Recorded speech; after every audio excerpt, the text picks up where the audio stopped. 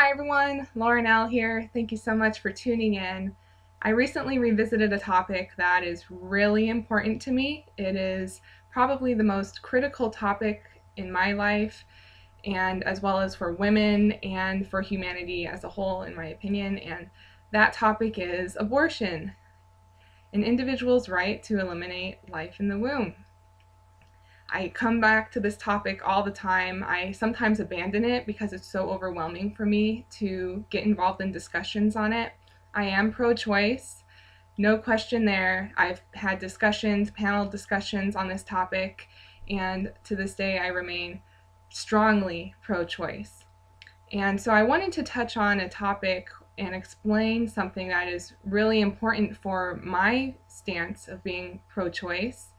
And before I get into it, I just want to ask those of you who are pro-life, if any of you have ever had the experience of losing control over your life in terms of some kind of illness, a mental illness, maybe a physical illness.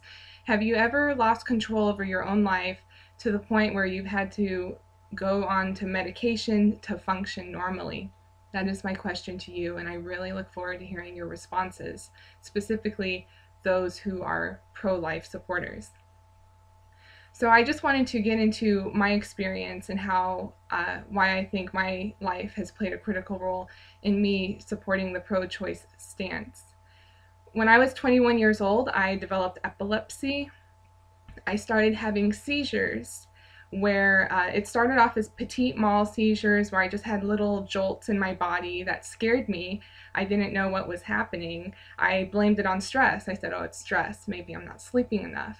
But when I was 21 years old, I had a full-out grand mal seizure where I was walking to school, I was going to university, and I collapsed and I woke up in an ambulance. And I had to have an MRI done of my brain to make sure that I don't have some kind of tumor. I had to go over tests, and it was really a scary moment for me. And I read that seizures sometimes can happen only one time in a person's life, so I just continued life normally as I would. And it wasn't until a year and a half later I had another grand mal seizure where again I woke up in an ambulance and was completely out of it. And then my seizures progressed from there. They started happening more frequently. Every 6 months or so to every 3 months I was having a grand mal seizure, which is actually not that bad compared to a lot of people who have epilepsy. Some people have multiple seizures a day. Some people, it is literally a devastating illness to have. So when my seizures became more frequent, that was when I had to start looking at health care. I didn't have health care. I think a lot of people in their 20s don't have health care, don't really need to know about it. I'm not saying they don't need to know. Now, after my experience, definitely health care is critical for everyone. It doesn't matter what age you are. But I still think that people in their younger age look over health care. So I had to start looking into health care. I had to find out what my options were. And then finally I started taking medication, which improved my situation immensely. I haven't even had a petit mal seizure now for almost a year. So in that time frame of having seizures, I was really handicapped. I couldn't drive. I was very fearful of going out, and if I had a petit mal seizure, which usually was a sign that I could possibly have a grand mal seizure, I just became very, very frantic.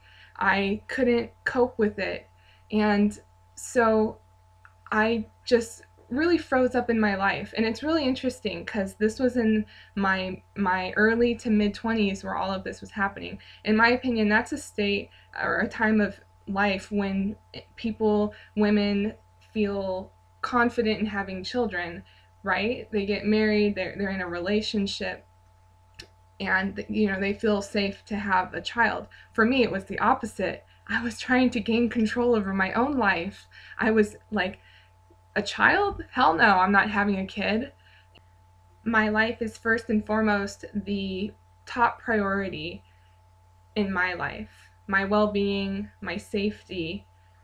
And so I was actually recommended to not go on birth control because I started taking medication for epilepsy, and I was told by the doctor that I could go on birth control, but it's not recommended because it could conflict with my medication.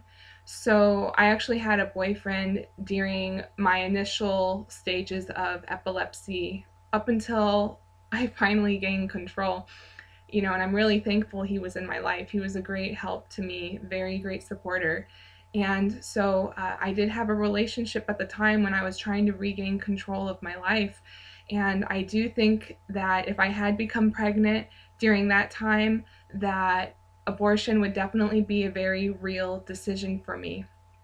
And so that is one of the primary reasons why I support pro-choice in relation to my life experience, because I literally lost control of my life. I had fear. I had so much fear. To this day, I actually have anxiety that stems from having seizures. I will do whatever it takes to make sure that I don't have a seizure. Sometimes I feel like I'm going to have a seizure, and it's all a psychological game in my head. And so, because again of my experiences, abortion and the right and option of abortion is very serious, very real. And again, it makes me question and think about pro-life supporters, of how many of them have been in such a serious situation as what I experienced, of literally having no control, having to rely on medication to function normally. And if they've ever felt a really high sense of insecurity, instability, and fear. And so I think that for many individuals that experience something similar to what I did, having a right to or the option of abortion is critical for their own safety. It's critical for my own safety to have the option of abortion. That's my stance.